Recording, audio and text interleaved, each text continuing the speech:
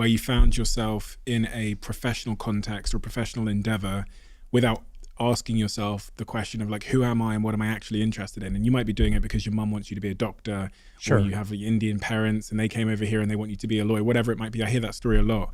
What is the question people in that situation should be asking themselves? And how do they take that first step in transformation from becoming the banker that's in the city with a suit and tie on right now listening to this, to the person that like would make them whole and full and love themselves in their life? Like, what is the first step? Is it a question? Is it a retreat they need to go on? Yeah, it's a great question. I think that question is probably different for everybody, but how about just asking yourself, who are you? And I mean that in the broadest sense, perhaps the most unanswerable spiritual sense, but I also mean it in the very tangible sense of like, what are you doing?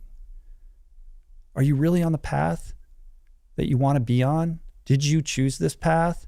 Are you here because of external pressures or expectations that you didn't ask for? And I think when you turn inward and start exploring your interior to try to grapple with what is making you tick, what is impulsing the decisions that you're making, the big decisions and the small decisions, and developing a lattice work or an understanding of what those mechanics are, sets you on a trajectory to making better decisions for yourself. So it's not like maybe that banker is supposed to be a banker, maybe he's super happy. That's fine. I'm not here to tell people they should quit their jobs.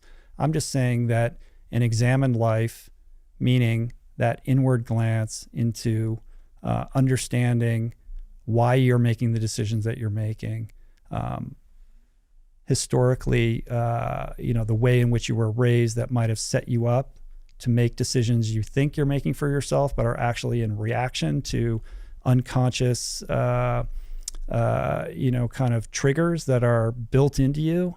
I think developing an awareness of that is really important in trying to understand that question. And it took me a very long time to untangle that knot. I don't think it's a simple process. I think it's different for everybody. It can come in the form of talking to a therapist or meditation. There is no one modality for that.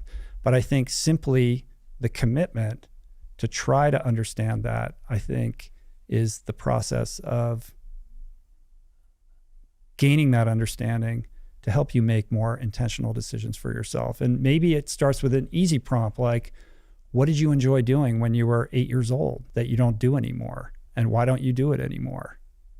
Re-engaging with, the childlike nature that is perhaps lost as we grow older and kind of get into the flow of our professional lives.